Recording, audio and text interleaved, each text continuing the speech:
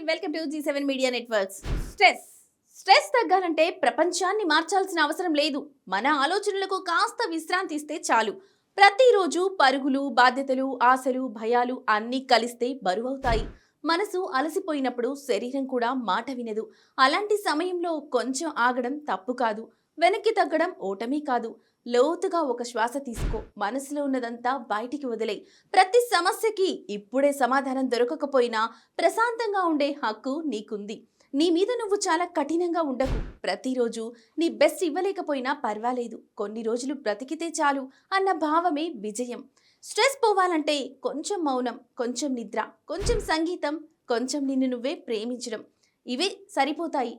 గుర్తుపెట్టుకో, ఈ క్షణం తాత్కాలికం. నువ్వు శాశ్వతంగా బలమైన వాళ్ళవి. ఈ రోజు నెమ్మదిగా గడిపితే రేపు మనసు కాస్త తేలికగా ఉంటుంది.